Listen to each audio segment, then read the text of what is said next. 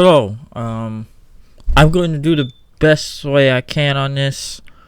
I know I've been 2 weeks late on these Impact Wrestling reviews, but it's been like every Saturday I've had very, very extensive dental work. This time, I at least to the point I can talk without a mask. That my teeth are somewhat fixed right now. It's still a long process to go.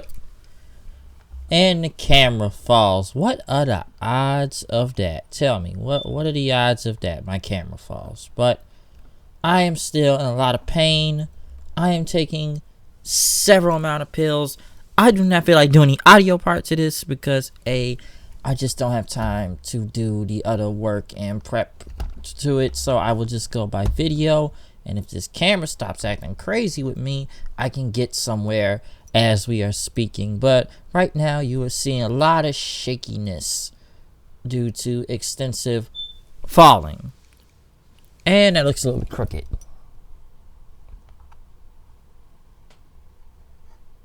Come on. You know, that's good enough where it can go. But I'm going to try to do this review. My mouth hurts. I am on a lot of pills. It's not time to take me those pills right now because it takes every 6 hours to take these pills. But oh god, it hurts. But I do want to do this Impact Wrestling review though, just because I've missed 2 weeks of really good stuff on here, from tag team matches to storyline developments, from the North going against the Rascals, or the North going against Ortiz and Daga, or makeshift LAX if you want to go with that. But there's been a lot of things going on because we did kick off the show with Moose versus Falaba. That feud's been going on for a few weeks now, after what Moose kind of wanted a shot and he called Falaba fat. So, because you lost 100 pounds doesn't make you something. He tried to be on the food court last week. I will say Falaba is over any crowd. I will say they have built him up to be a big face on the show. I will say that people actually buy into his stuff and do that whole bot thing. I thought it was a good match. Moose ended up getting the win, tripping Bob from doing that bonsai drop, and then hit him with a spear in for the victory. I thought it was a good match though. I don't know if it's in this feud, and that was a little bit of a mini feud. I'm still trying to see where Moose was going since that promo he cut a few weeks ago about not getting a shot or any type of world title shot on Impact. So now I guess he wanted to make Falaba an example. But this was a good match with Ba and everything. Like people said, man, the guy has lost a lot of weight ever since. I will say that. The guy does look a little bit smaller, but he can move and do freaking suicide dives out there. So the guy is really working his butt off on Impact. I will say that. They then went to Tommy Dreamer. Since I feel this guy is almost on any show, I don't even know where to put him on at this point. But he pops up in Impact 2 again, and what is he doing this week? Well, of course, he helped Tessa Blanchard last week against Madman Fulton, and he was talking to Tessa, as Tessa said she didn't want Dreamer's help that she had on her own, but Dreamer then talked about, Tessa, you're a Blanchard, right? And talked about her, grandfather, her father, her stepfather, from, Magnum TA to Tully Blanchard and everything. As, they talked about how the success they had, they accepted from others, but some of them, they were individually stubborn. I thought about Tully and Magnum TA. Pretty much told Dreamer to take care of Tessa because she's changing the business. Because I don't know, you tell like a history of from Magnum TA and Tessa Blanchard, Tully Blanchard. I used blackball from the business at one point, as Dreamer pretty much says that Tessa's giving people hope, and that every great man is a great woman. And he wants to stand on the side of Tessa that this isn't just intergender wrestling. It's just pro wrestling. As Dreamer pretty much told Tessa that, are you with me for this fight? As Tessa pretty much says, I'm with you, Tommy, and joined in. So there was a bit of extensive promo by Dreamer in the back. More of one of these emotional promos that he usually does. But it is usually a good promo, though. So him teaming with Tessa Blanchard, we'll see where that goes. We'll see where that goes, but somehow this guy is always getting involved in this feud, because I'm like, oh, Dreamer's here. It's like, you don't know when Dreamer's gonna show up, but you know he's gonna show up on any of these shows, okay? From Impact, like I said, for the MLW to Ring of Honor to AEW also, so you never know when Tommy Dreamer is gonna pop up on any show, okay? The guy is everywhere. Next was Su Yung. She was in the somewhere in a forest with the undead bridesmaids. I couldn't really tell what was going on with this promo. I just know it had to do with Havoc, because she was speaking a language I did not know what language she was speaking, but I do know that there were like a coffin and undead bridesmaids carrying this casket with Havoc's name on it as she drops some rose petals on it. So very interesting promo. Again, we've seen these from Su Yung before. We just haven't seen him in a while, other than that Undead Nightmare stuff. But at least this one looked different. So I guess that was a warning shot to Havoc in what her promo was. I didn't really, like I said, I didn't understand it. But yes, moving on from that though, we then went to a tag match with Jordan Grace and Alexia Nicole, which this girl's probably only here for these tapings because she was involved in that segment with Madison Rayne and Kiera Hogan, and she had a match with one of them last week. I do remember that, but there was a tag match, like I said, with her versus with those two going against Kiera Hogan and Madison Rayne. I will say it was a good tag match though, because Jordan Grace ended up hitting the Michinoku driver on Madison Rayne. Kiera Hogan broke it up. Grace had hit Kiera with belly to belly, as Nicole did a crossbody on her, Alexia Nicole, but the referee said that Kiera was not the legal woman, so you could not get the pin on her. Madison Rayne pretty much then hit Alexia Nicole with a Enziguri and then to a cross Rayne for the victory. So it was a little smart at the end, just because the referee knew that she wasn't tagged in. So I guess it was not say it was a miscue, but it did make sense to what happened. The heels picking up the win right here. Next thing you know, Kiera Madison started jumping Jordan Grace, but the lights went out then. Everything went black. As soon as they came on, Rosemary showed up, pretty much taking out both Kiera and Madison Rayne then. As pretty much she stood tall then after hitting Rosemary hit her. What'd you do? You should hit Kiera's suplex then to knock out the ring. So at least Rosemary's doing something else now. Mostly she was kind of standing in the shadows helping Taya, but I guess they moved on from her and that whole title picture thing right now. And I guess she's done feuding with James Mitchell, Havoc, and Su Yung, because they're in their own little feud right now too. So I guess Rosemary's moved on to a different thing. I guess it's helping Jordan Grace now. So at least that was interesting to see. I will say that. So that was pretty good. Excuse me, my tooth still hurt, but yeah, I will say I want to see where this feud is still going though. One thing I do want to kind of make note of what Impact it showed was I did say this before that Bound for Glory was coming to Chicago. I guess coming to Villa Park, Illinois, at the ODM Expo Center. The only thing I know about is this: I've never been out to the ODM Expo Center. I know Ring of Honor have done their shows over there before. Probably was Ring of Honor's biggest crowd up to date for about, I think it was about 2 years ago, if I believe, in 2017, kind of like late 2017, if I remember. The ODM is a big building, I will say that. I don't remember the seating charts of it. I think it's 5,600 people, if I'm not mistaken. Will I go? I don't know. It is in Villa Park, and it is in October. Tickets are pretty cheap, though, depending who's going to be on the show when Bound for Glory. But they do have some deals out right now, a lot of packages for the show.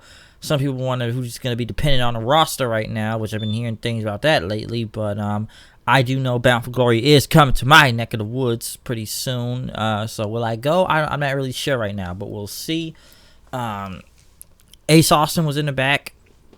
He was very depressed, pretty much sad when Alicia Edwards showed up pretty much then. As Austin says he doesn't feel safe, Alicia said, what are you talking about? Austin pretty much said he was afraid of Eddie because Eddie Edwards, because he threatened to kill me and everything. Alicia pretty much says that don't worry, that's Eddie being Eddie. She says that me and you were friends. I don't know when they were friends, even though you just kind of blew off his whole magic tricks a few weeks ago, if you want to go from there. And the guy did do the dick in the box thing too, but Austin pretty much agrees that he was concerned for Alicia's safety. Pretty much says that don't worry about me, I can handle Eddie.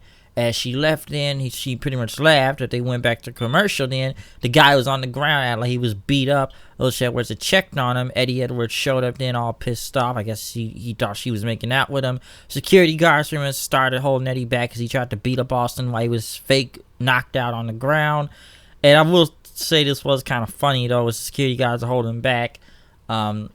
Ace Austin gets up, holds an ace card in his hand, pretty much sticking his tongue out at Eddie. So I thought that was pretty funny. I will say that, kind of tricking him. It's like, hey, you fell for the trick, and they holding him back. He said he's faking it, but he was really up then after that. Taya Valkyrie. This was an interesting segment. I guess they were somewhere in California on a beach with Johnny Bravo as she was trying to walk her dog and everything, with some music playing in the background. I guess he was trying to walk her dog, and then he had to go into the pool or something. No, I'm sorry, the ocean, to get this ball. Like, you need to take care of the dog and get the ball. And he says, Johnny, what are you doing? So I would say that was a pretty funny segment from that. Oh, God. Okay, that hurt. But moving on from that, Michael Elgin and Rhino brawling in the back then. Michael Elgin pretty much threw Rhino's head into a truck, it looked like, as he stood tall, and as security had held him back. The Rascals and RVD went against... I'm sorry, the Rascals and RVD. I meant the Rascals went against RVD, the Mac, and Rich Swann. I will say I did enjoy that smoke section circle with them last week, just because it does make sense when you put Van Dam in the mix, and Rascals were trying to imitate RVD's moves. This was a good match, I will say that. I know some say that it's kind of protecting RVD from some limitation, as some would put it. I thought it was a good tag match, though. I will say that. I don't know why everybody keeps trying to shit on RVD when he's in the ring for some reason. Like I said, I still think the guy can go. I thought that match with Moose was really good too. This 6-man tag, I thought was, of course, a bit of a spot fest, but it was fun to watch. It pretty much had RVD picking up the win with the 5-star frog splashed in, and Rich Swann hitting a Phoenix splash on Wentz for the victory. So I thought it was a pretty good tag match. I've seen RVD face we faced the Mac like about 2 weeks ago, if I'm not mistaken. I thought that was a good match. I know some people didn't, but I did enjoy the match myself. So a good 6-man out there. Because pretty much then the Rascals, Swan, the Mac were hanging backstage till Jake Chris, who was the new X Division champion, by the way, pretty much saying that it was really working for me. Say, I'll take a fight. Pretty much picking on everybody, saying that I can fight all you want. He kept taunting them, but he got out of there. Then I guess he would look for Madman Fulton, as the Mac says, like, would beat you like a bad kid from Walmart.